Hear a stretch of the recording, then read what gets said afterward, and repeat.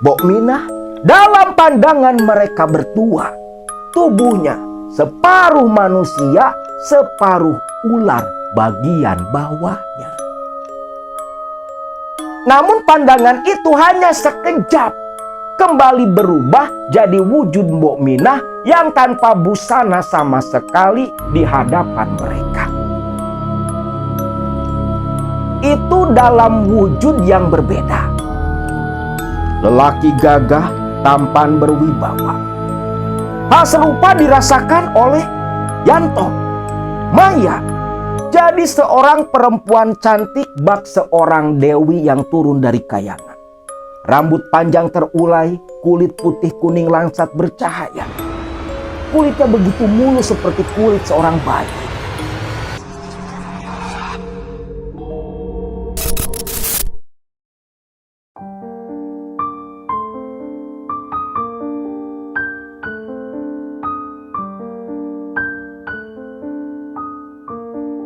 Assalamualaikum warahmatullahi wabarakatuh. Salam sejahtera buat semua Baraya KMS dimanapun kalian berada. Video kali ini akan membagikan sebuah kisah masih seputar dunia pesugihan. Hanya saja dalam video kali ini akan himbau kepada semua Baraya KMS agar lebih teliti, lebih apik lagi dalam menyikapi setiap cerita yang akan bagikan. Ingat, harus selalu Baraya semua ingat, akan membagikan kisah pesugihan itu agar kalian jangan sampai terperosok ke dunia yang sama. Jangan sampai kalian terlibat dalam dunia sesat seperti dalam cerita. Jangan sampai selepas menonton video malah nanyain minta diantar ke tempat-tempat pesugihan. Soalnya hingga saat ini masih ada aja, baik itu yang DM, yang nge-WA, malah minta diantar ritual-ritual seperti itu. Jadi lebih baik lagi lah dalam menyikapi setiap cerita yang akan sampaikan. Dan khusus dalam video ini, bagi Baraya yang masih di bawah umur, dalam menonton cerita ini mesti dalam pengawasan orang tua.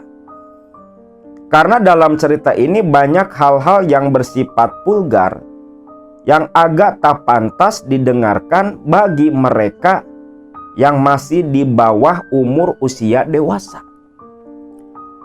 Kisah ini terjadi sekitar tahun 90-an. Dibagikan oleh salah satu pelaku yang mengikuti ritual pesugihan di daerah Sragen, Jawa Tengah. Dulu, di sebuah desa, sebut saja bernama Desa Sukamulya. Sebuah desa yang berada tepat di perbatasan antara Jawa Barat dan Jawa Tengah. Desa ini begitu luas, dikelilingi area pesawahan, dan hampir mayoritas para penduduk di Desa Sukamulya merupakan para petani dan merupakan pula salah satu daerah lumbung padi terbesar di Jawa Barat. Di Desa Sukamulya ada seorang lelaki paruh baya yang bernama Mang Samin. Mang Samin ini merupakan seorang tengkulak ikan, di mana beliau bermitra dengan beberapa petani di sana, memberikan benih ikan, dan ketika di usia yang sudah cukup untuk ukuran konsumsi, semua ikan-ikan itu dia tampung, dia beli. Mang Samin ini begitu terkenal di sana. Dia ini seorang tengkulak yang jujur. Jujur dalam timbangan dan baik dalam memberikan harga. Selalu harga di atas rata-rata. Karena bagi Mang Samin, Laba sedikit tak apa, asalkan perputarannya cepat. Berbeda dengan tengkulak-tengkulak lain yang sering bermain dalam timbangan serta sejenisnya, yang tentunya merugikan para petani kecil yang hidup mengandalkan dari sana. Di desa Sukamulya ini, adat budaya di sana bercampur antara adat budaya Sunda dengan Jawa. Bahkan bahasanya pun disebut Sunda bukan, Jawa juga bukan. Mereka memiliki bahasa sendiri campuran antara kedua bahasa itu. Bahkan hingga saat ini, hampir semua warga yang tinggal di desa Sukamulya itu keturunan dari dua suku yang berbeda. Nah, di sini bentuk keanekaragaman di negara kita. Percampuran dua budaya yang begitu berbeda tetapi bisa bersatu dan hidup harmonis sejahtera pula. Mang Samin sendiri, dia mempunyai 2 orang anak. Anak pertama yang perempuan bernama Sari dan yang kedua bernama Andi. Kedua anak dari Mang Samin ini sudah pada menikah. Andi yang menikah dengan Maya, salah satu warga Sukamulya pula, hidup terpisah dengan Mang Samin. Sedangkan Sari masih tetap tinggal bersama bapaknya dikarenakan Yanto suaminya itu kerja merantau di daerah Sragen, Jawa Tengah. Kerja di sebuah pabrik kerupuk milik orang Tasikmalaya dari zaman semasa masih bujangan. Satu ketika di tahun 1995, waktu itu Yanto yang memang biasanya pulang ke Sukamulya tiap 2 bulan sekali dan hanya tinggal di desa selama 1 minggu dan harus kembali pergi ke Sragen karena pekerjaan yang begitu padat. Yanto sendiri dipercaya oleh majikannya untuk menanggung jawab para pedagang kerupuk yang bekerja kepada mereka. Tugas Yanto yang menyuplai kerupuk kepada para pedagang serta menerima uang setoran setiap hari yang nantinya tiap 2 minggu sekali sang majikan datang dan Yanto serahkan semua uang setoran. Namun waktu itu di tahun 95 Yanto ini pulang ke rumah dengan wajah yang seperti begitu membawa beban. Tentunya Sari melihat raut wajah sang suami seperti yang enggan hidup, seperti yang hilang semangat hidup. Dia pun keheranan. Sari pun bertanya apa yang terjadi kepada suaminya ini. Lah ternyata kepulangannya waktu itu Yanto membawa kabar buruk untuk sang istri. Kang, Akang ini kenapa? Pulang dari Sragen kok gak kayak biasanya. Kayak yang mumet, kayak yang banyak beban. Tanya Sari yang begitu khawatir. Di sini Yanto pun hanya menghela napas panjang sambil duduk menyandar di kursi kayu. Yanto belum lekas menjawab. Selepas sang istri kembali bertanya, Yanto pun berkata kalau dia tak akan lagi kembali ke Sragen, tak akan lagi kembali kerja ke sana. Loh, kenapa Kang? Ada apa? Ada masalah di pabrik? Itulah Neng, Akang ini dipitnah sama si Yudi, adik majikan Akang, adik yang punya pabrik. Entah iri atau apa, Akang dipitnah nilep duit setoran para pedagang. Dan majikan Akang marah besar. Akang dipecat kemarin malam. Makanya Akang langsung berkemas semua pakaian dan barang-barang Akang bawa. Sambil menatap ke dus yang penuh terikat dengan tas besar di samping pintu. Ya Allah Kang, kok tega? Akang ini kan kerja di sana sudah bertahun-tahun. Masa si bos gak percaya? Ya itulah Neng, si bos lebih percaya kepada adiknya daripada Akang. Padahal adiknya itu baru beberapa bulan kerja di pabrik kerupuk. Ya sudahlah Kang, mungkin memang itu belum rezeki Akang, ucap Sari. Mertua dari Yanto, Mang Samin, yang memang sudah menjadi duda. Karena dulu sewaktu Sari menikah, selang beberapa bulan, ibunya Sari ini yang sudah sakit-sakitan meninggal dunia. Nah di sini Mang Samin yang mengetahui kalau sang menantu jadi pengangguran dan tidak lagi punya pekerjaan, dipecat dari pabrik kerupuk di Sragen sana. Mang Samin yang memang sudah tua, sudah berusia lanjut, dia pun meminta Yanto untuk mengurus usaha ikannya. Tok, kalau masalah pekerjaan, kamu tak perlu khawatir. Malam itu, Mang Samin berbicara selepas makan malam bersama. Ya mau gimana lagi Pak, mungkin memang udah nggak ada lagi rezeki saya di sana. Nantilah saya cari pekerjaan lain. Bukan gitu Tok maksud Bapak. Tok, Bapak ini sudah tua. Bapak sudah pengen istirahat. Sudah pengen fokus buat ibadah, nyari bekal. Karena di usia Bapak yang sudah tua seperti ini, kematian itu begitu dekat. Maksud Bapak, kalau kamu memang tak ada pekerjaan lain, sebaiknya kamu teruskan usaha Bapak dengan si Andi adikmu itu. Tapi Pak, saya kan belum pengalaman di usaha ikan seperti Bapak. Masalah pengalaman mah gampang. Nanti kan Bapak ajari, Bapak temenin sampai kamu bisa jalan sendiri. Kan ada adikmu juga si Andi yang membantu. Dia lebih paham pekerjaan ini. Karena kan tiap hari si Andi itu ikut sama Bapak.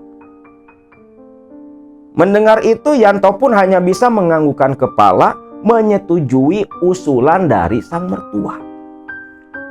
Nah lepas pembicaraan malam itu, esoknya Yanto pun dibawa oleh Mang Samin beserta Andi anak bungsunya Mang Samin, diperkenalkan ke para petani ikan yang menjadi mitra-mitranya si Mang Samin.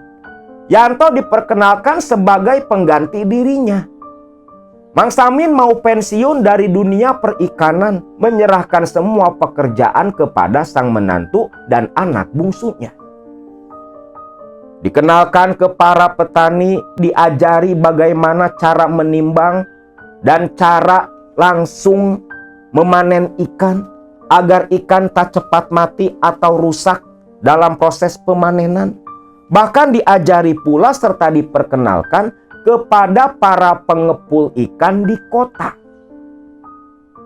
2 bulan lamanya si Yanto ini ditemani terus oleh Mang Samin. Praktek langsung di lapangan dari mulai panen dan sampai nyuplai ke pengepul di kota sana. Selepas diajari dan ditemani selama 2 bulan, Yanto pun merasa mantap untuk mengambil alih usaha sang mertua. Selepas diambil alih oleh Yanto, usaha pun berjalan lancar. Tak ada masalah sama sekali. Hasil dari usaha itu pun dibagi 2 antara Yanto dengan Andi, adik iparnya. Hubungan saudara ini begitu erat. Tak ada rasa iri atau sejenisnya. Andi mentang-mentang anak kandung pengen yang jadi dipercaya. Enggak. Mereka ini begitu akur walau saudara ipar, tetapi sudah seperti saudara sedara sendiri. Inilah keberhasilan orang tua mendidik anaknya. Pada akur semua. Di sini nggak ada yang namanya ipar itu adalah maut. Enggak. Mereka bersaudara. begitu erat hubungannya. Masalah usaha alhamdulillah berjalan lancar. Bahkan di tahun itu kebahagiaan mereka pun bertambah, di mana Sari istrinya Yanto positif hamil. Lalu di akhir tahun 95 awal tahun 96, Sari pun melahirkan seorang anak laki-laki. Anak laki-laki yang wajahnya begitu mirip Yanto suaminya. Kelahiran sang anak pun disambut bahagia oleh keluarga Mang Samin.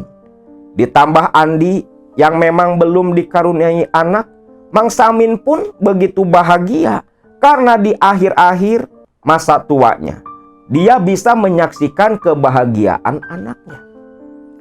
Namun di sini datangnya suatu kebahagiaan, pasti ada hal sebaliknya yang selalu mengikuti di belakang.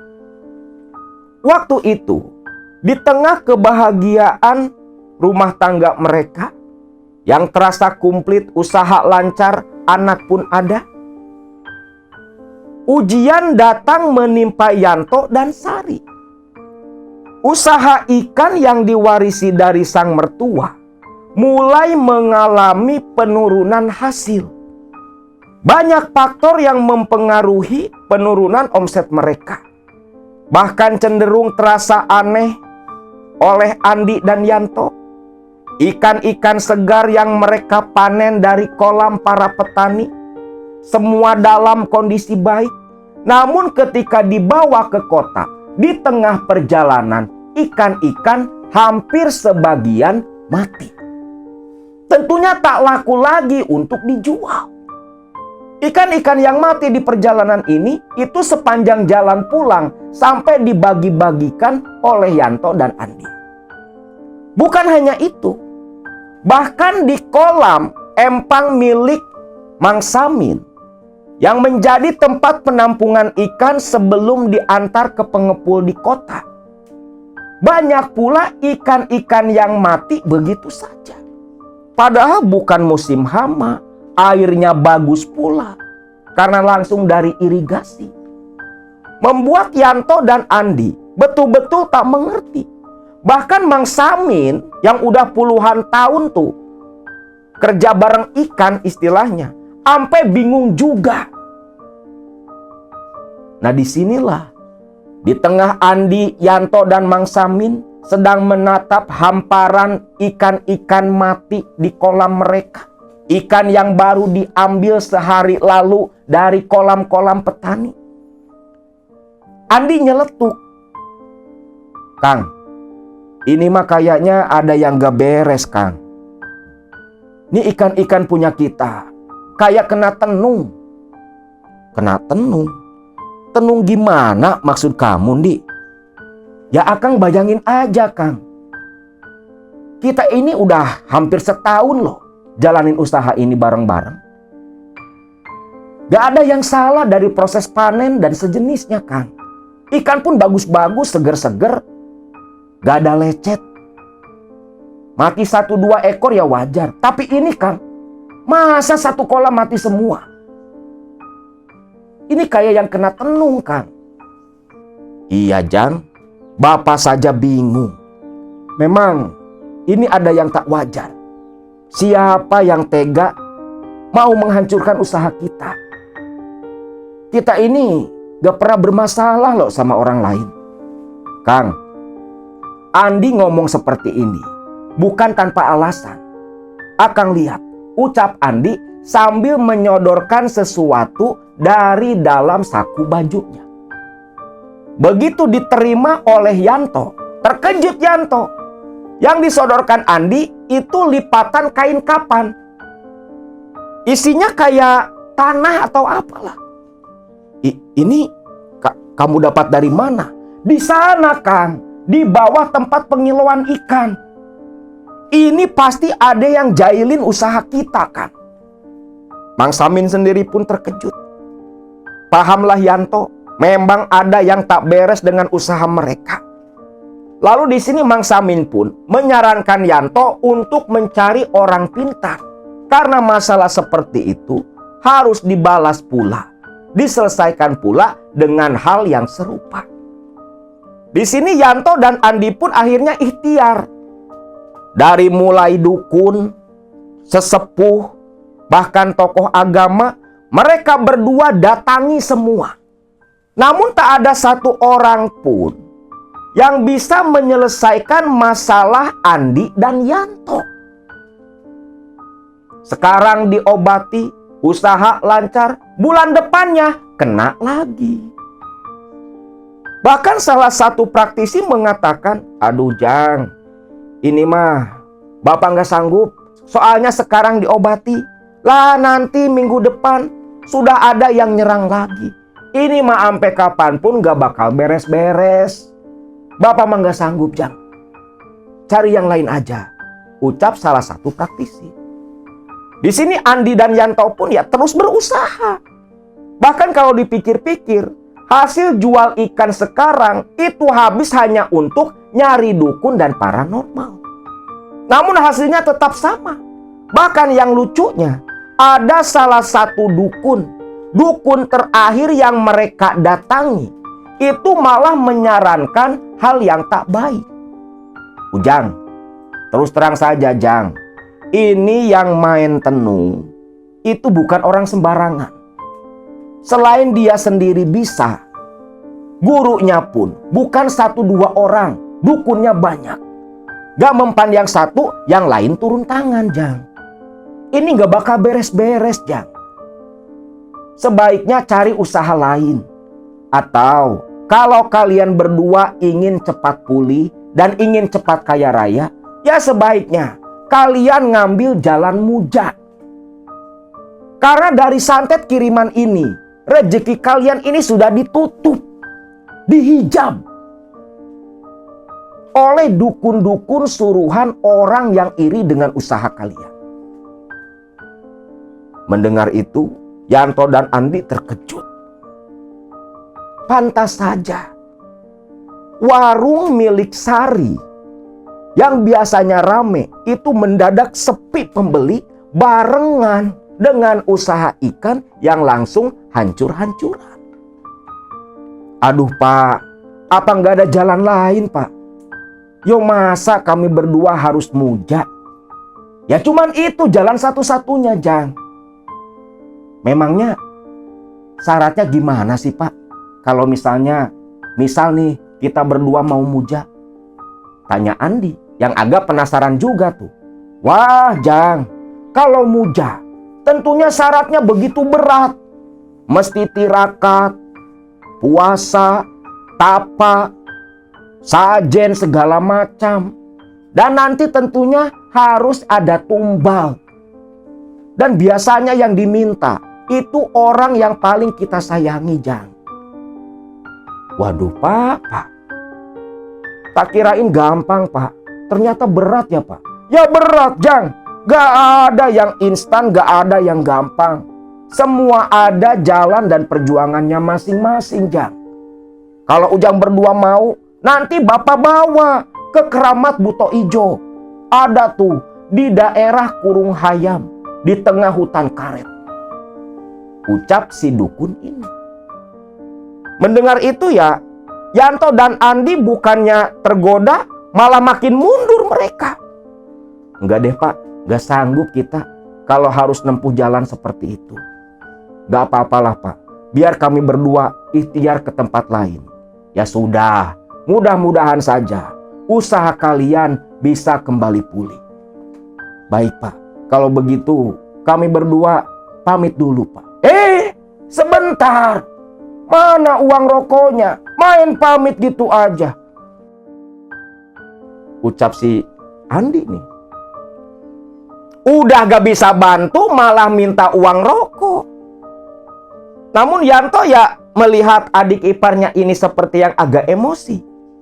Tahan sabar. Maaf Pak, lupa. Udah saya siapkan Pak, ucap Yanto yang lebih dewasa menyodorkan amplop untuk uang rokok si dukun yang mereka datangi. Lepas itu mereka berdua pun pulang kembali ke Sukamulya. Selepas pulang ke Sukamulya, bertemu dengan Mang Samin, bapak mereka. Mang Samin pun menasehati Yanto dan Andi. Sudah. Kalian ini sudah ikhtiar berbulan-bulan, namun tak ada hasil. Pasrahkan saja kepada Allah. Ingat, rezeki kita itu datangnya bukan dari jin, bukan dari makhluk, tetapi rezeki kita itu datangnya dari Allah. Lebih kuasa mana? Jin kiriman dan Allah? Ya lebih kuasa Allah, Pak. Makanya anggap saja hancurnya usaha kalian ini adalah bagian ujian dari Allah agar kalian sadar kalau rezeki yang kalian terima itu bersumber dari sana, bukan dari makhluk, manusia dan sejenisnya.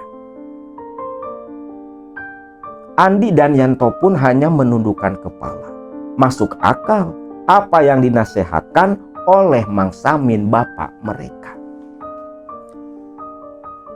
Sampai akhirnya tepat di bulan 11 tahun 1996, usaha mereka hancur total. Betul-betul bangkrut.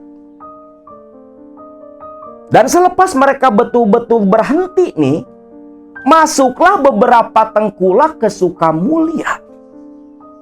Bahkan ada desas-desus, rumor yang entah benar atau tidak, mengatakan kalau salah satu dari tengkulak itulah yang sudah menghancurkan usahanya Andi dan Yanto.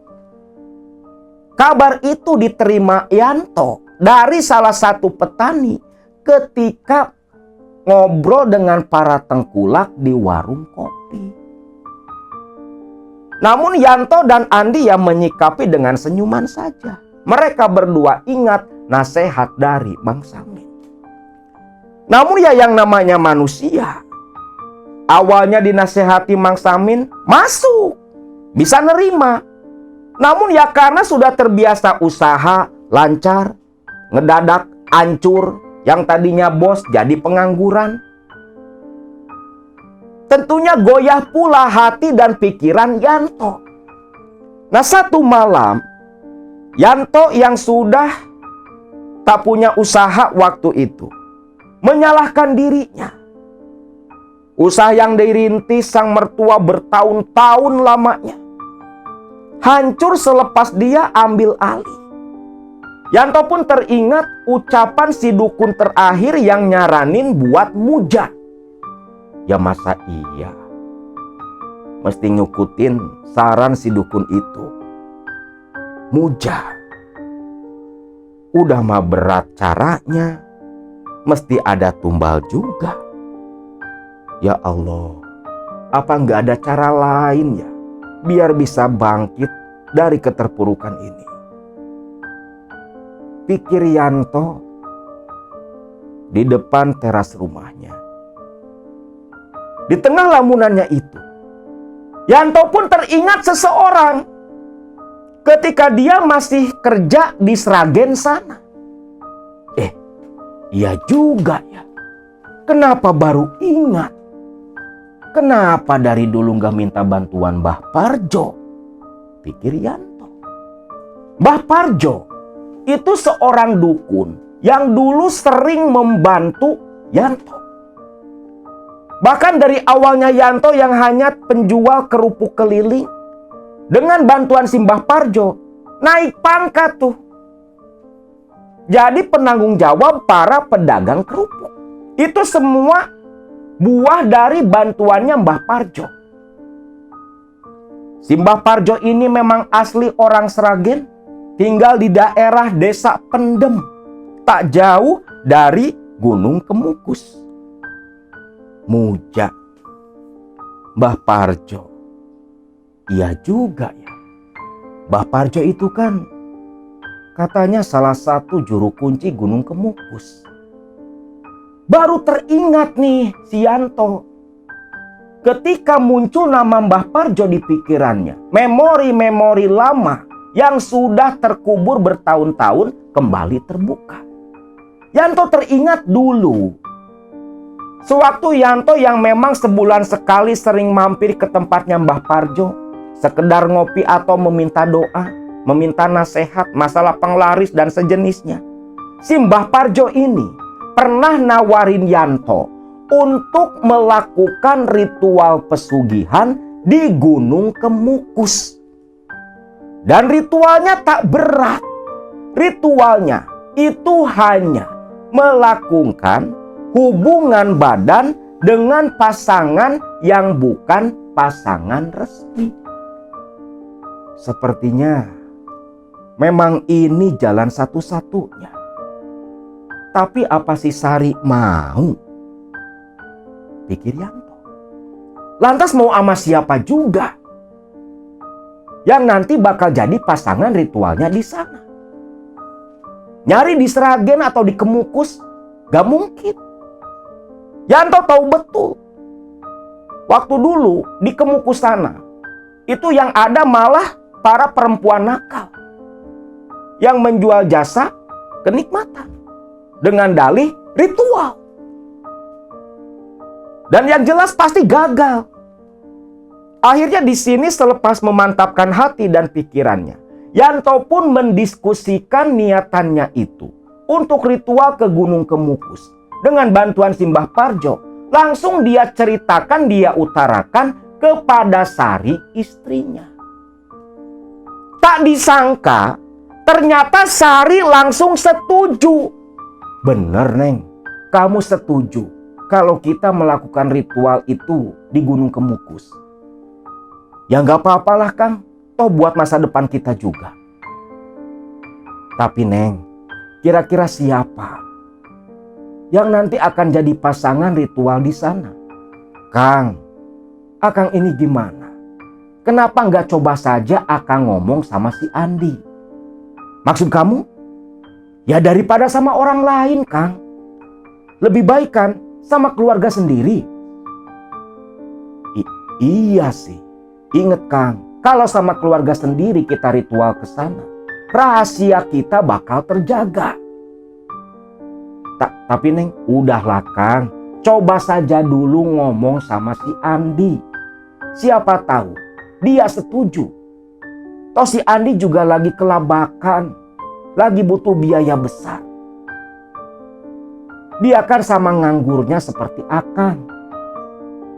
Yanto pun hanya manggut-manggut saja. Akhirnya mereka tertidur malam itu. Dan besoknya si Yanto ini sengaja datang menemui Andi dan meminta Andi datang ke rumahnya nanti malam. Andi pun setuju. Malam harinya lepas Isya, Andi datang ke rumah sang bapak yang ditempati kakak dan kakak iparnya. Bapak kemana teh? Bapak mah jam segini udah tidur Ndi. Sok duduk dulu. Ada hal penting yang mau Kang Yanto bicarakan sama kamu. Ya teh, ada apaan sih? Padahal mah tinggal ngomong aja tadi waktu ke rumah. Beda lagi Ndi. Masalah ini hanya akan Akang diskusikan terlebih dulu dengan kamu. Apaan sih Kang? Bikin orang penasaran. Sari pun paham. Sari menjauh masuk ke dalam rumah, meninggalkan adik dan suaminya berbicara di teras. Lalu di sini Yanto pun langsung blak-blakan mengutarakan tujuan Yanto dengan Sari mau ritual ke Gunung Kemukus dan menawarkan Andi untuk ikut pula menjalani ritual. Edan. Akang sama si Teteh dah edan. Kang, eling loh Kang. Masa iya saya harus hubungan badan sama kakak kandung saya sendiri? Terus Akang sama istri saya? Dengerin dulu Andi. Daripada Akang sama Teteh nyari pasangan yang orang lain, belum tentu rahasia kita bakal terjaga. Tapi kan beda cerita kalau sama saudara sendiri. Tapi Kang, itu dosa Kang. Ya dosa sih dosa. Emang kamu ada cara buat nyelamatin usaha kita yang hancur ini? Gak ada kan? Semua dukun udah pada taluk, pada gak sanggup. Tapi Kang, pastikan ada biaya Kang. Masalah biaya gampang kita jual saja salah satu empang milik Bapak. Wah, ngamuk Bapak nanti Kang. Ya jangan ngomong. Nanti kalau udah hasil nih dari pesugihan, kita beli lagi empangnya. Kita jadikan modal sementara lah. Andi mangguk-mangguk. Iya juga sih Kang. Kalau misalnya nyari pasangan orang yang gak kita kenal, bahaya sih Kang. Jadi kamu setuju nih? Ya pikir-pikir dulu lah Kang. Masalahnya si Maya mesti dibujuk dulu Kang. Ya sudah, kalau masalah si Maya akan serahkan sama kamu. Kalau Teteh mah udah siap ya udahlah Kang. Kalau gitu Andi pamit pulang dulu. Ucap Andi yang langsung pamitan pulang ke rumahnya. Lepas kepergian Andi, Sari nyamperin. Gimana Kang si Andi? Ya kalau si Andi sih kayaknya setuju. Cuman dia minta waktu buat ngebujuk si Maya. Oh gitu. Ya udahlah. Kita tunggu saja keputusan mereka Kang. Yanto pun hanya mengangguk saja. Singkat cerita, sehari, 2 hari, 3 hari, nih si Andi tak kunjung datang ke rumah. Sari udah mulai khawatir, takut adiknya ini gak mau. Kang, samperin si Andi, mau apa enggak? Sabar dulu, sabar. Sampai akhirnya, tepat 7 hari pasca pembicaraan mereka malam itu, Andi pun datang ke rumah. Dengan senyum merekah, Andi mengatakan, Kang, alhamdulillah, si Maya setuju Kang. Alhamdulillah, syukurlah. Masalah pertama sudah teratasi. Tinggal sekarang kita jual empang Bapak buat modal ritual ke Sragen sana. Iya Kang. Nanti biar Andi tawarkan. Bagus, secepatnya Yandi.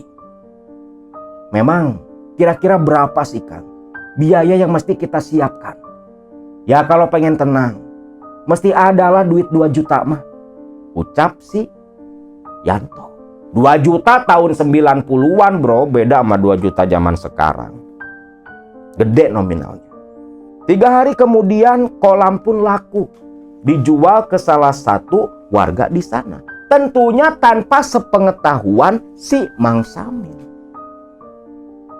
Selepas uang mereka pegang, uang 2 juta pun dipegang oleh Sari dan Yanto.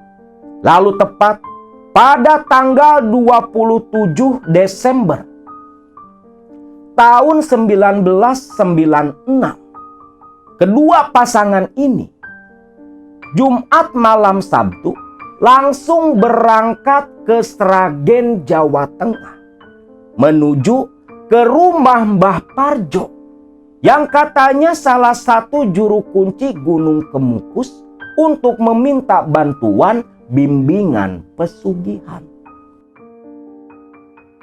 Pada waktu itu, bis dari Jawa Barat ke Jawa Tengah ada 2 jalur yang biasa dilewati. Ada jalur Pantura dan jalur selatan jalan utama. Waktu itu malam hari mereka berangkat dari Sukamulya, tiba di Sragen. Itu hari Sabtu pagi-pagi. Sari, anaknya dia titipkan kepada sang bibi. Tiba di Sragen, mereka istirahat dulu di sebuah warung. Sekedar sarapan mengisi perut dan melepas lelah. Setelah semalaman duduk keram di dalam bis yang mereka tumpangi. Lepas itu, mereka berempat pun menaiki kendaraan lagi yang langsung menuju ke tempat tinggalnya Mbah Parjo. Tentunya ke tempat tinggal Mbah Parjo mereka menggunakan jasa ojek pada waktu itu.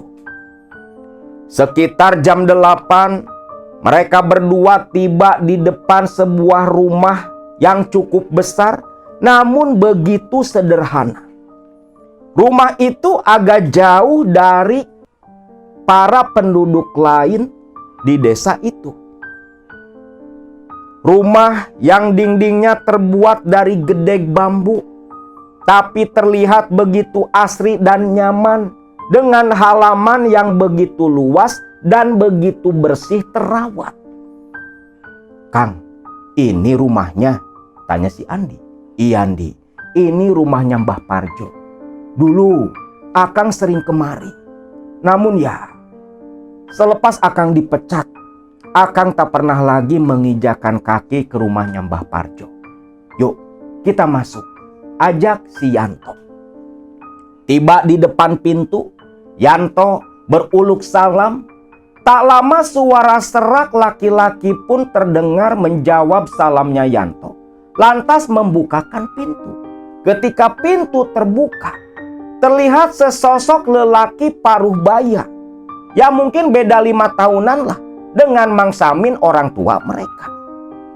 "Hei, Yanto!" "Iya Mbah, ini saya Yanto."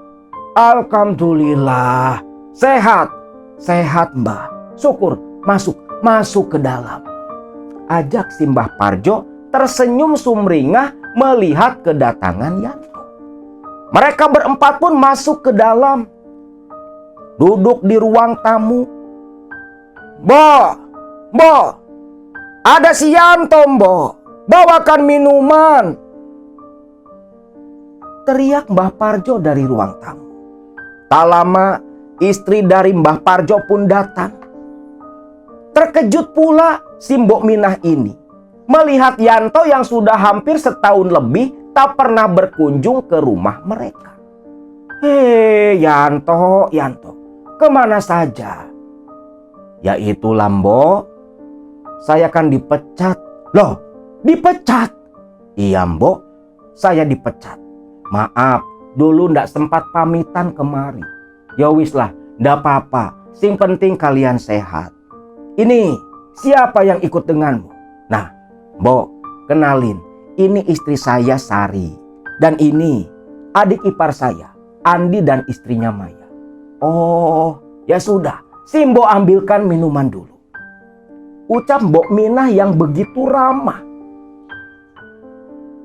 Minuman disuguhkan kepada mereka berempat. Lantas Mbok Minah pamit undur diri, membiarkan mereka berempat bercerita dengan Mbah Parjo. Karena sepertinya ada tujuan lain, bukan hanya sekedar silaturahmi.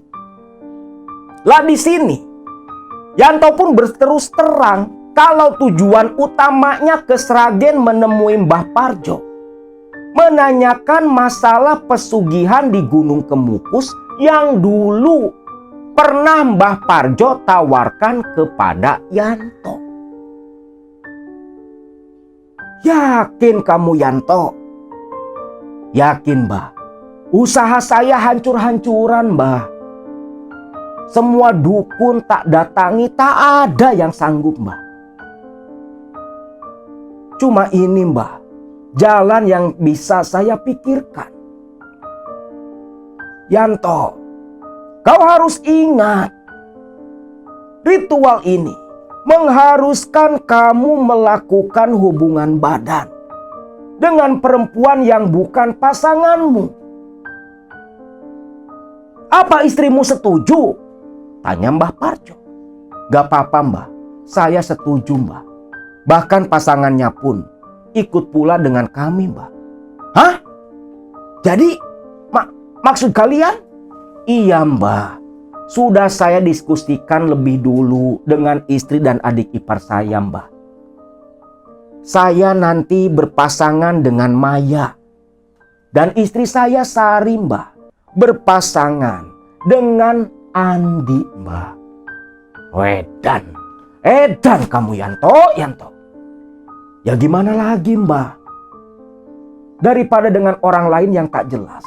Kan si Mbah juga pernah bilang, kalau pasangan yang ritual itu hanya akan lulus satu orang saja.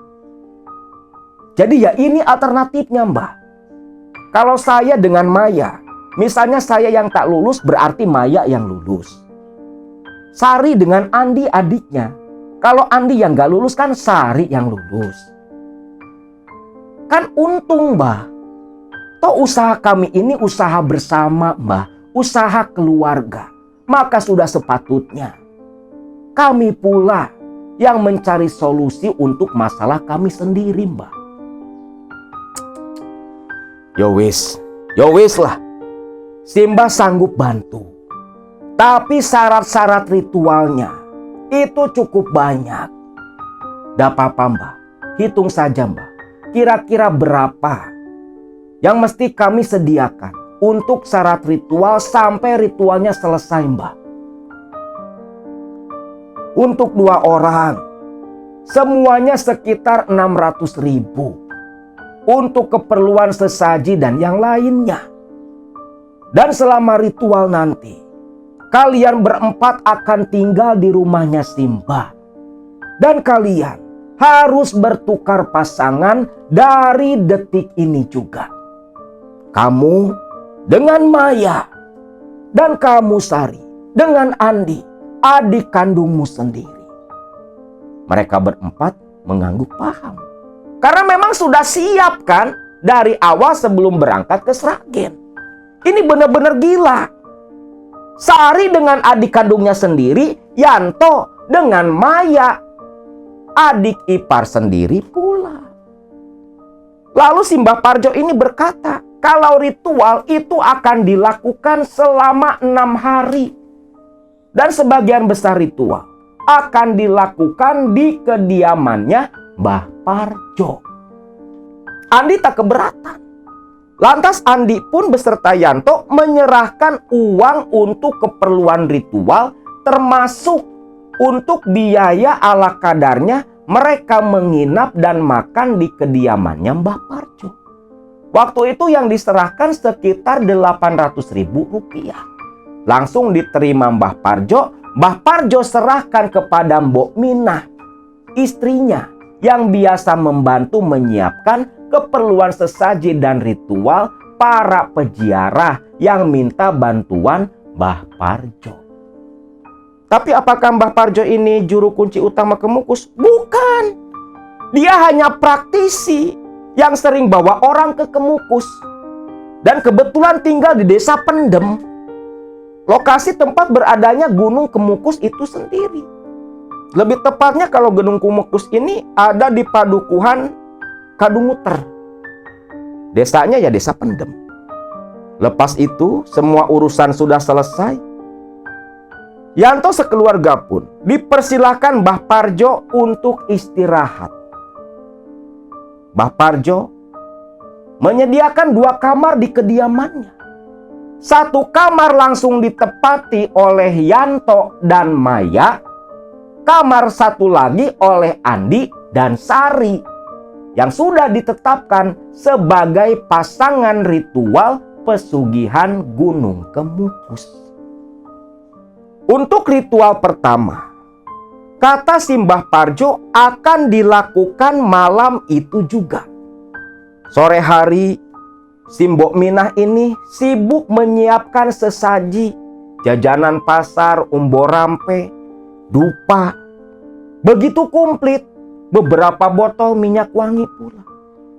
Dan selepas maghrib, ketika mereka semua makan bersama, Mbah Parjo berkata, Yanto, malam ini adalah malam pertama ritual kalian semua. Ritualnya seperti apa, Mbah? Untuk malam ini, Simbah akan mensucikan tubuh kalian. Tubuh kalian akan Simbah mandikan. Simbah akan memandikan Neng Maya dan Neng Sari. Sedangkan kamu dan Andi akan dimandikan oleh Mbok Minah. Jadi dibalik nih. Mbah Parjo yang mandiin Sari dan Maya, Mbok Minah nanti yang akan memandikan Andi dan Yanto. Terserah Mbah, kami ngikuti apapun yang Simbah aturkan. Mbah Parjo pun tersenyum. Dan tepat jam 9 malam nih, bau dupa sudah tercium pekat dari dalam kamarnya Mbah Parjo. Rumah Mbah Parjo ini memang besar. Ada beberapa kamar, termasuk kamar ritual. Asap dupa yang putih tipis keluar dari sela-sela gedek bambu. Aromanya memenuhi seisi rumah.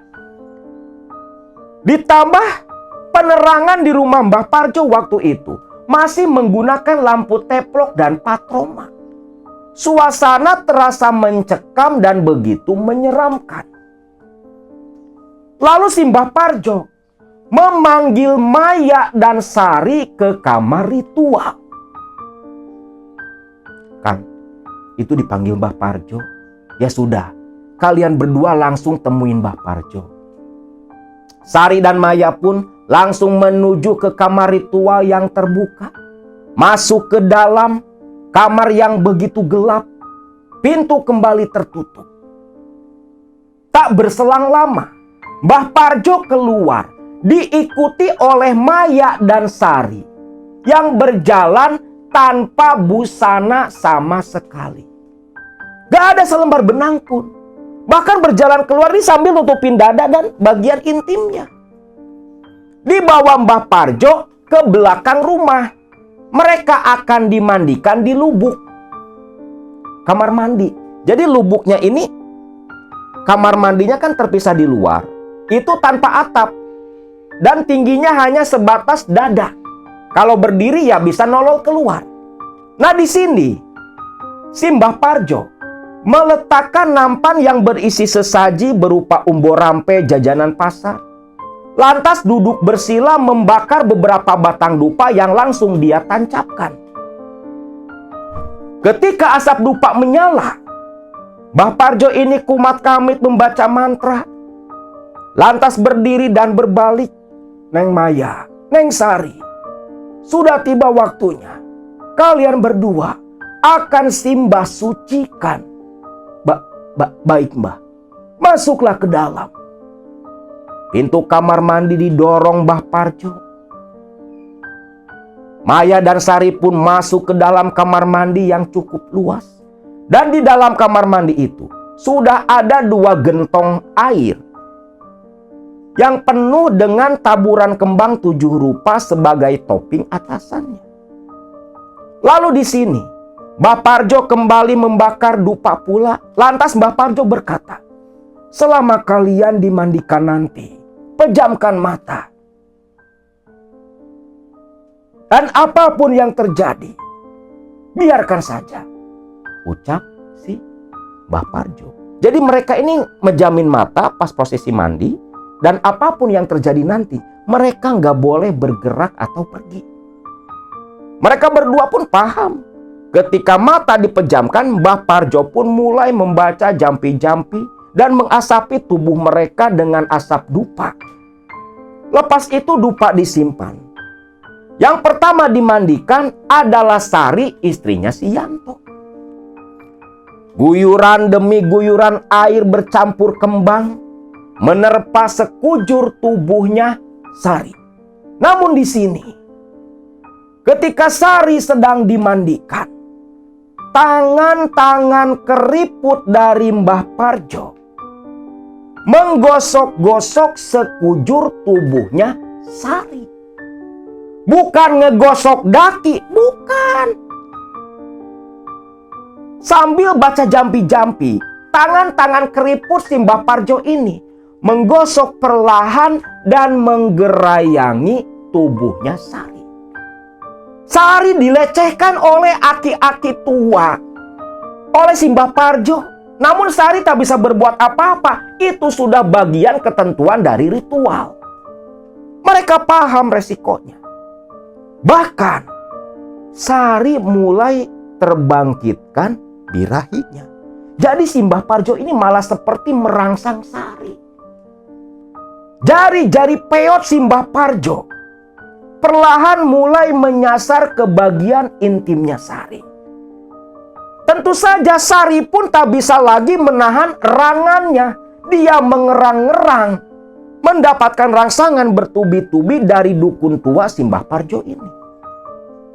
Sari pun tak tahan lagi. Dia terus mengerang sampai erangannya membuat Maya kemerahan, malu, dan terangsang pula. Sampai Sari itu menyemburkan lendir nista dari tubuhnya. Selepas Sari menyemburkan lendir nista itu, barulah Simbah Parjo berhenti. Lalu berganti memandikan Maya. Dan hal serupa dilakukan pula Mbah Parjo kepada Maya. 1 jam, lu bayangin 1 jam. Prosesi itu baru selesai. Lalu mereka berdua kembali guyur dengan air kembang. Lepas itu, langsung dibawa keluar dari kamar mandi. Masih dalam kondisi tak berbusana, Maya dan Sari berjalan dengan lutut gemetar mengikuti Mbah Parjo masuk ke dalam rumah. Kembali disuruh masuk ke dalam kamar ritual menunggu Yanto dan Andi dimandikan oleh Mbok Minah. Hal serupa dilakukan pula Andi dan Yanto. Disuruh menanggalkan semua pakaiannya, lalu dimandikan oleh Mbok Minah. Prosesinya sama seperti Sari dan Maya. Bahkan lebih gila lagi si Mbok Minah. Maaf ya, makanya Akang di awal bilang yang di bawah umur harap dalam pengawasan. Nah, Yanto dan Andi sama seperti Sari dan Maya, duduk sila tanpa busana. Si Mbok Minah mulai merapalkan jampi-jampi. Air kembang diguyurkan ke tubuhnya Yanto. Dan selepas sekujur badannya basah dengan air kembang, di sini si Mbok Minah pun menggerayangi sekujur badannya Yanto, termasuk tombaknya. Dan yang lebih parah apa? Bukan hanya digerayangi, Yanto dari ujung rambut sampai ujung kaki semua dijilat oleh si Mbok Minah. Yanto hanya membayangkan gadis cantik. Gak bayangin ini peot Mbok Minah yang udah bungkuk. Hal serupa pun dilakukan pula kepada Andi. Andi terkejut, hampir dia lompat ketika lidah Mbok Minah mengenai dadanya. Dan yang lebih anehnya, mereka berdua merasakan lidah si Mbok Minah ini panjang, kasar, seperti ada bulu-bulu halus di daging lidahnya Mbok Minah. Ketika menjilat tubuh mereka berdua, bahkan Andi dan Yanto merasakan ujung lidah dari Mbok Minah itu bercabang seperti lidah seekor ular. Dan ketika prosesi selesai, mereka berdua membuka mata. Terkejut Yanto dan Andi. Mbok Minah dalam pandangan mereka berdua, tubuhnya separuh manusia, separuh ular bagian bawahnya. Namun pandangan itu hanya sekejap, kembali berubah jadi wujud Mbok Minah yang tanpa busana sama sekali di hadapan mereka. Dan di sini mereka semakin terkejut takjub, karena Mbok Minah dalam pandangan mereka yang matanya sudah terkena sihir, si Mbok Minah ini tubuhnya tak jauh berbeda dengan tubuh istri mereka. Mbok Minah di sini hanya tersenyum menggoda ke arah Andi dan Yanto, lalu berkata, "Tahanlah kalian, bukan denganku, tetapi dengan pasangan ritual kalian nanti. Kalian pasti akan berhasil, pasti akan berhasil," ucap si Mbok Minah yang tanpa Mbok Minah sadari, Andi dan Yanto malah tertuju ke sudut bibir Mbok Minah, yang dimana di sudut bibirnya itu ada lendir menetes yang berasal dari tubuh Yanto dan Andi. Lepas itu, Mbok Minah menggiring Andi dan Yanto masuk ke dalam rumah. Dibawa ke kamar ritualnya Mbah Parjo. Disuruh masuk ke dalam, Mbok Minah keluar menutup pintu, membiarkan urusan selanjutnya dijalani dan dipimpin oleh sang suami. Mereka berempat lantas kembali duduk berdekatan dengan pasangan ritual masing-masing. Di sebelah kiri, belakang tubuh Mbah Parjo yang duduk bersila, itu Yanto dan Maya. Di sebelah kanan, Andi dan Sari. Lalu di sini si Mbah Parjo membakar dupa, lantas melantunkan kembali mantra-mantra yang entah apa artinya. Selepas itu Mbah Parjo berbalik dan berkata, "Malam ini, kalian berempat lakukanlah semedi di dalam kamar ritual. Ingat, jangan sampai tertidur hingga esok pagi.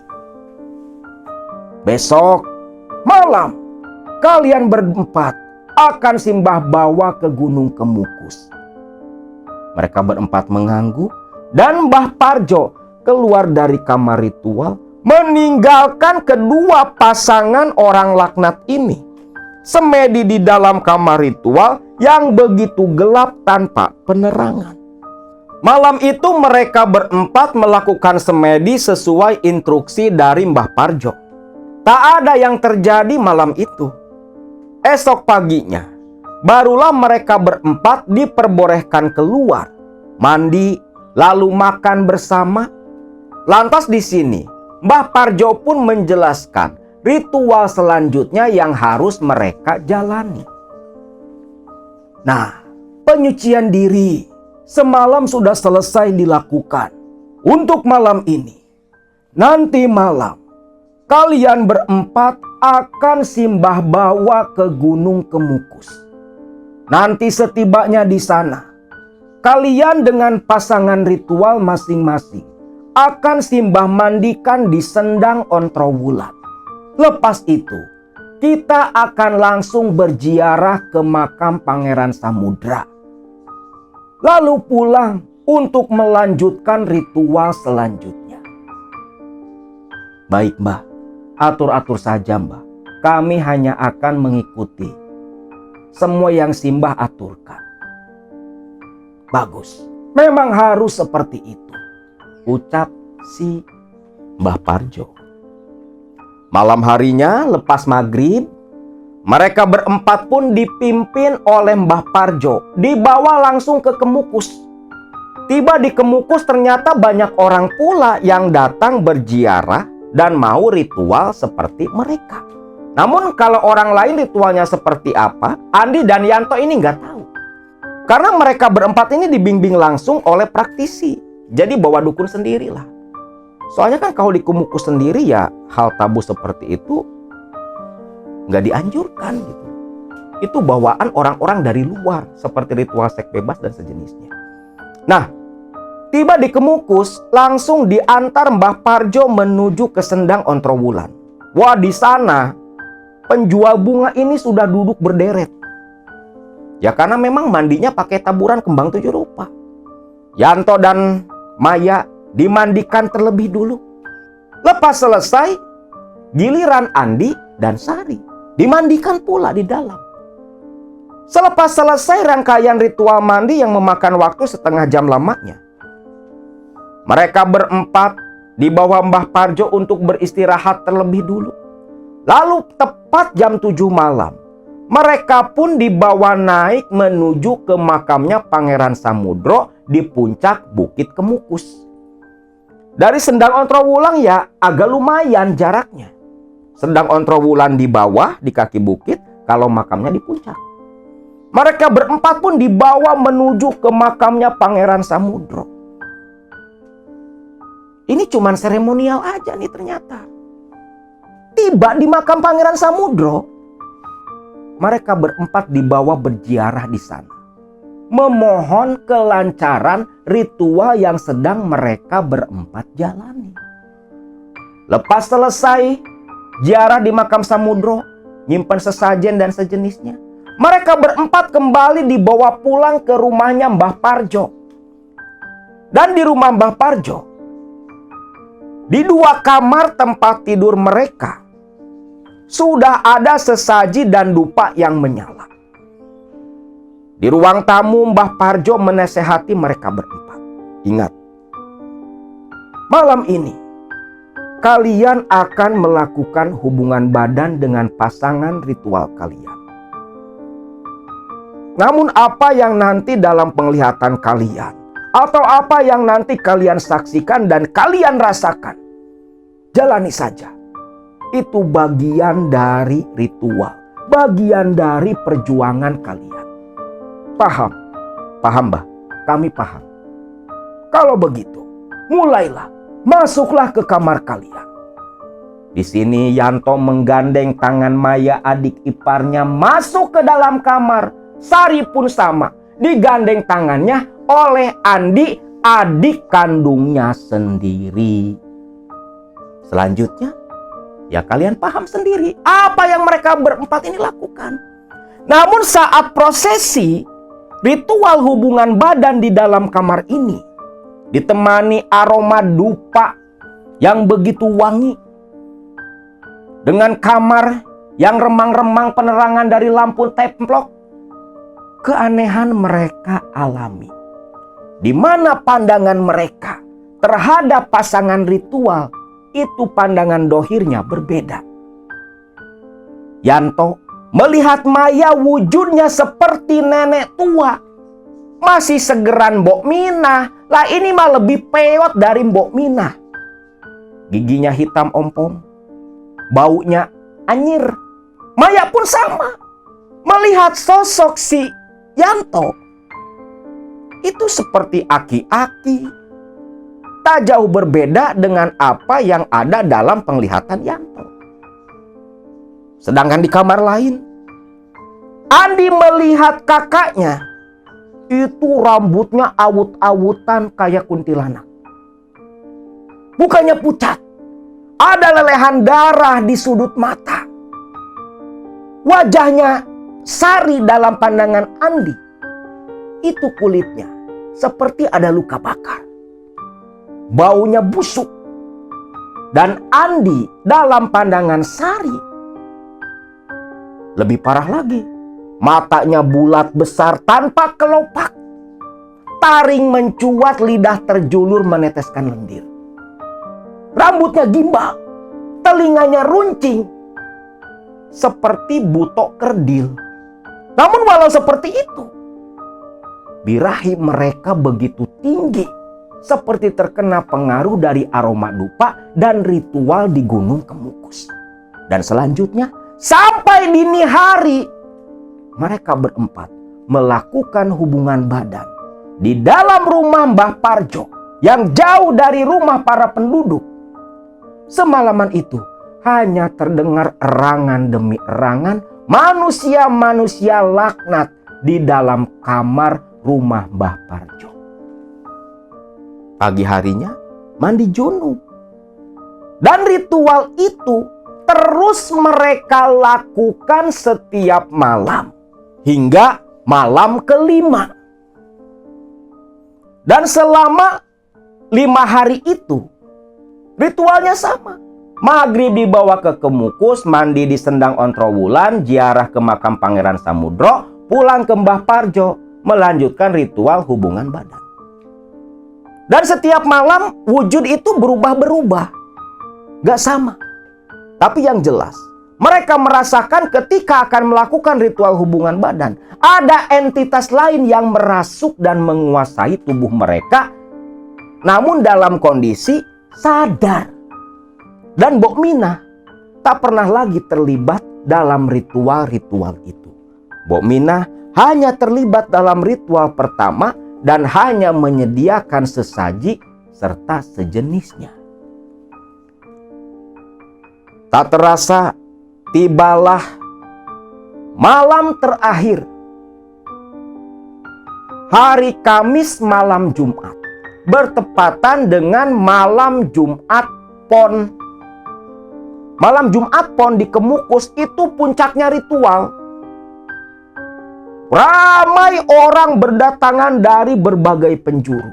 Bukan hanya dari Pulau Jawa, bahkan dari luar pulau sampai ada pula yang dari luar negeri. Itu datang ke Kemukus untuk melakukan ritual nyeleneh yang memang sudah terkenal ke mancanegara. Sampai viral kan di salah satu koran di Australia itu. Sex Mountain katanya. Edan kan. Tapi alhamdulillah pihak pemerintahan Sragen kan udah merevitalisasi Gunung Kemukus untuk menghilangkan kesan negatif. Namun ya ada aja lah oknum-oknum seperti itu. Apalagi nih dulu tahun 90-an gila-gilaan. Ada yang berbeda di malam Jumat Pon ini. Malam Jumat Pon seperti biasa maghrib berangkat ke Kemukus. Yang berbeda mereka pada bawa tikar. Mandi di Sendang Ontrowulan ngantri. Banyak pasangan-pasangan yang mau melakukan ritual pula. Jam 10 mereka baru selesai mandi di Sendang Ontrowulan. Bayangin dari maghrib nunggu. Kebayangkan ngantrinya kayak gimana tuh. Lepas selesai mandi di Ontrowulan, mereka langsung menuju ke makam Pangeran Samudro. Nah di sini nih, gilanya tuh di sini nih. Lepas ziarah di makam Samudro, di makam Pangeran Samudro. Ya Allah, ini makamnya wali loh Pangeran Samudro ini. Dijadikan tempat seperti itu. Laknat betul-betul mereka. Betul-betul laknat. Selepas selesai ziarah di makam Pangeran Samudro, mereka berempat membawa tikar mencari tempat di alam terbuka di sekitar Gunung Kemukus. Untuk apa? Melakukan ritual hubungan badan. Orang lain pun sama. Ada yang di alam terbuka, namun ya ada pula yang melakukan di gubuk-gubuk yang memang disediakan dan disewakan oleh orang-orang di sana. Tapi kata Mbah Parjo itu lebih bagus di alam terbuka. Ya mungkin sensasinya berbeda, mungkin ya, nggak tahu. Nah di sini mereka berempat mencari tempat yang agak sepi dari orang lain. Walau sudah ada beberapa pasangan pula yang menggelar tikar serupa. Singkatnya nih, sudah pada dapat tempat nih. Barengan tentunya, tikar digelar. Mereka duduk bersila. Masing-masing membawa sebatang dupa pemberian dari Mbah Parjo. Dupa dinyalakan, mereka membaca rapalan yang sudah Mbah Parjo ajarkan. Yang harus mereka baca ketika mau ritual hubungan badan. Dupa ditancapkan di tanah. Dan selanjutnya pemanasan mereka lakukan. Nah di sini nih malam penentuan sesuai ucapan Mbah Parjo ketika di rumah. Ciri berhasilnya mereka yaitu didatangi oleh Pangeran Samudro dan Dewi Ontrowulan. Nah di sini ketika akan melakukan hubungan intim, Sari melihat sosok Andi itu dalam wujud yang berbeda. Lelaki gagah, tampan berwibawa. Hal serupa dirasakan oleh Yanto, Maya. Jadi seorang perempuan cantik bak seorang dewi yang turun dari kayangan. Rambut panjang terulai, kulit putih kuning langsat bercahaya. Kulitnya begitu mulus seperti kulit seorang bayi. Pahamlah Yanto dan Sari. Yang ada di hadapan mereka, itulah penguasa Gunung Kemukus sesungguhnya. Kata mereka. Kalau kata Akang, itu jin. Setan dari golongan jin. Menebar fitnah. Memang kan kerjaannya setan kayak gitu. Menebarkan fitnah, menimbulkan perpecahan, menimbulkan kerusuhan, menyesatkan. Pangeran Samudro itu ahli ibadah, seorang penyebar agama. Yang datang itu jin. Hubungan badan pun terjadi. Dan selesai tepat ketika fajar menyingsing. Mereka berempat kembali berpakaian. Lalu menemui Mbah Parjo yang menunggu di sebuah warung di dekat Sendang Ontrowulan. Tiba di Sendang, nyamperin Mbah Parjo. Mereka istirahat ngopi tanpa banyak berbicara. Jumat pagi itu, mereka pun kembali pulang ke rumahnya Mbah Parjo. Dan di rumah, Yanto serta Sari menceritakan apa yang mereka alami. Di sini pun Mbah Parjo tersenyum dan berkata, kalau memang yang lulus itu Yanto beserta dengan Sari. Tapi kalian berdua harus menanggung kehidupan pasangan ritual kalian. Tentulah Mbah, mereka ini kan adik dan adik ipar saya, ucap Sari dan Yanto. Lalu di sini Mbah Parjo menjelaskan apa saja yang nanti harus dilakukan sekembalinya mereka ke Sukamulya, ke Jawa Barat. Di mana di sini Mbah Parjo mengatakan, yang paling utama, pasca pulang dari Kemukus, mereka tak boleh lagi melakukan hubungan badan dengan pasangan resmi. Jadi pasangan di Kemukus itu harus tetap berlanjut. Yanto dengan Maya, Sari dengan Andi. Kalau mau gituan. Jadi status pernikahan mereka nih pasca ritual di Kemukus itu hanya sebagai status saja. Memang di KTP di KK suami istrinya ya Yanto dengan Sari, Andi dengan Maya. Tapi dalam praktik berbeda. Ketika mau melakukan hubungan badan, Yanto harus dengan Maya dan Sari harus dengan Andi. Lalu setiap malam Jumat, mereka harus menyimpan sesaji di kamar khusus. Sesajinya ya hanya umbo rampe, jajanan pasar, dan dupa. Terlebih lagi kamar khusus itu harus selalu ada dupa menyala setiap malam. Jadi bakar dupanya tiap hari.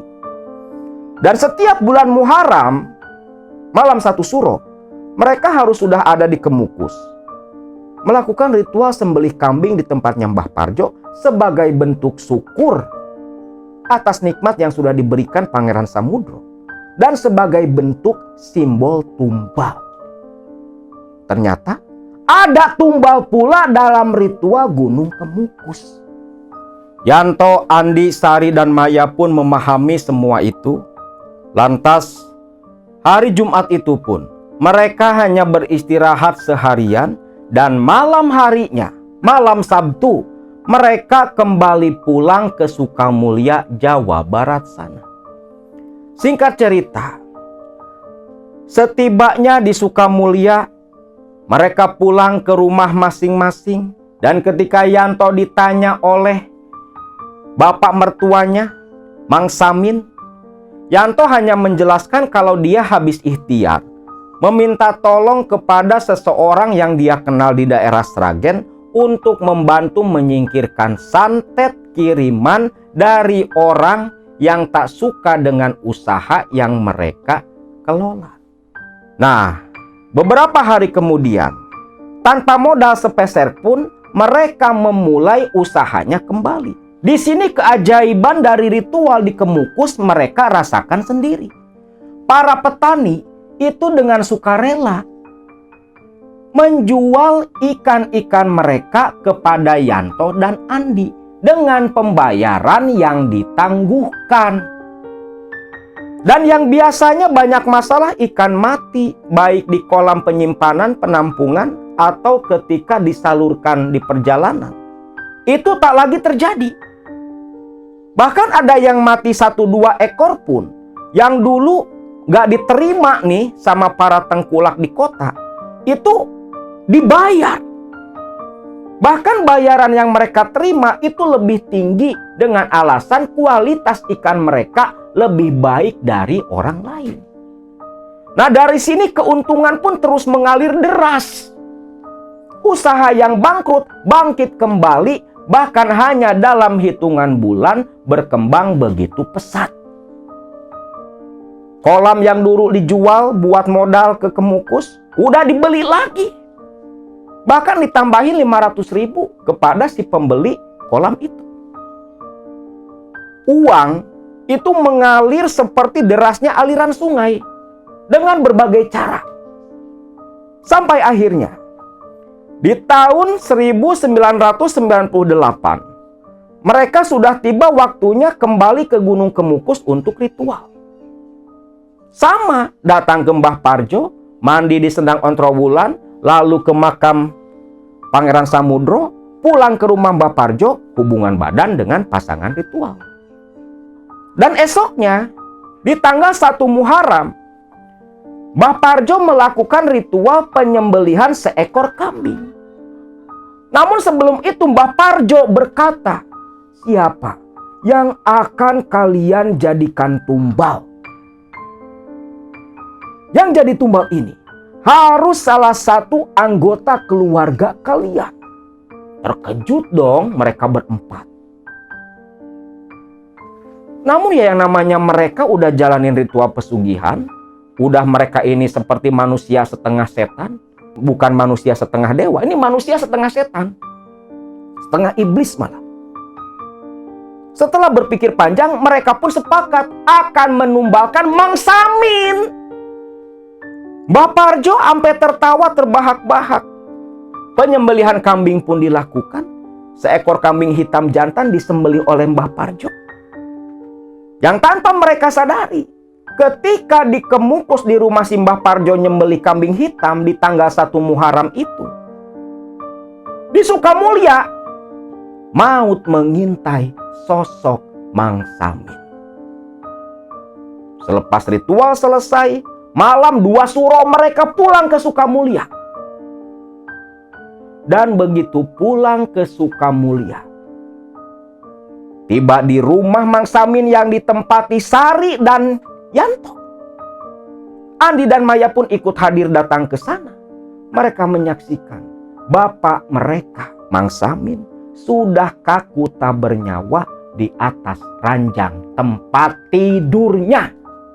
Mati dijadikan tumbal pertama oleh mereka, anak dan mantunya sendiri. Nah, pasca meninggalnya Mang Samin, usahanya gila-gilaan. Dari tadinya cuman jual beli ikan, mereka mengembangkan lagi usahanya. Sampai usaha kemitraan budidaya udang, bikin tambak. Dan bukan hanya itu.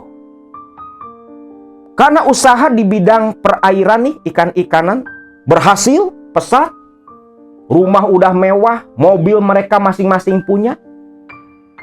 Tentunya Andi dan Maya pun ditanggung jawab. Anak mereka disekolahkan, mobil dikasih, rumah dikasih, tiap bulan dikasih duit pula yang begitu besar. Sedangkan tumbal selanjutnya, mereka setiap tahun mengambil dari karyawan-karyawan yang bekerja kepada mereka. Bahkan dari para petani sendiri, mitra-mitra mereka ada pula yang dijadikan tumbal setiap tahunnya. Mereka mengembangkan usaha ke usaha lain. Sari merintis usaha membuka rumah makan. Yang jadi andalannya ikan bakar. Dan majunya subhanallah luar biasa. Itu sampai konon katanya punya cabang di beberapa daerah. Katanya gitu kan dulu. Namun siapa sangka, tepat 10 tahun pasca ritual pertama di Kemukus, kala itu Andi tak sengaja mendengar percakapan Sari dan Yanto, kakak kandung dan kakak iparnya. Awalnya si Andi ini ke rumah Sari dan Yanto karena dia lagi pengen. Kan mesti sama Sari kalau si Andi mah. Kalau Yanto hubungannya harus sama Maya. Nah, ketika berniat mau gituan sama Sari kakak kandungnya,